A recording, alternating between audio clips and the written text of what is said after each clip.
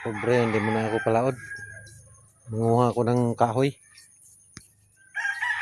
Iayos ko doon sa ano ko, sa barahan. Hira yung nangiran ko sa bangka. Nabali yung mga kahoy, bulok na. Manguha ako ng ano, kahoy doon sa kabilang dagat. Ito yung mga gulay ko mga kapobre, oh. Talbos ng kamote. Nandito sa koral namin pinaakyat para malinis. Kasi pag sa lupa may pagkapangin, marumi. Eh sa dami ng aso dito sa amin, tinataihan ng mga aso. Daming aso dito. So dito ko sa koral namin pinaakyat. Yan, malinis na malinis yan. Kahit pa pagpitas mo, diretso na ano, wala nang hugas-hugas. Malinis na yan. Manguha muna ako ng kahoy mga kapobre. Hindi ako nakapalaod. Sasakay pa ako ng bangka ko papunta doon sa kabila. Kasi wala nang kahoy dito. May mga kahoy dito, malambot.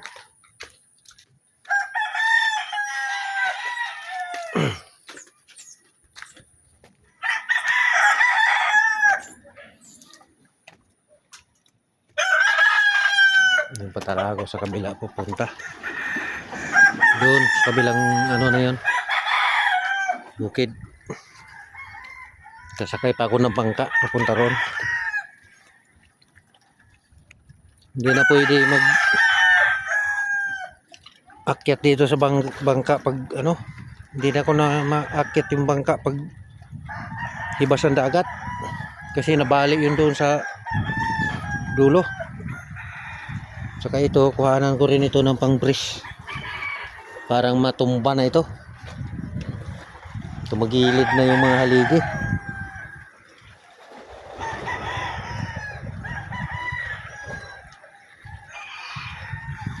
Ayusin ko ito kasi hibas mamayang tanghali. Mamaya ko ito ayusin.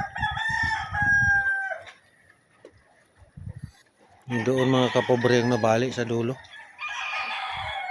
May tamang-tama, malaki pa ang dagat. Manguha muna ako ng kahoy.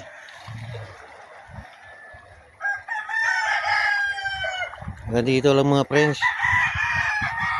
Babalik ako mamaya pag naggawa na ako dito. Maraming salamat.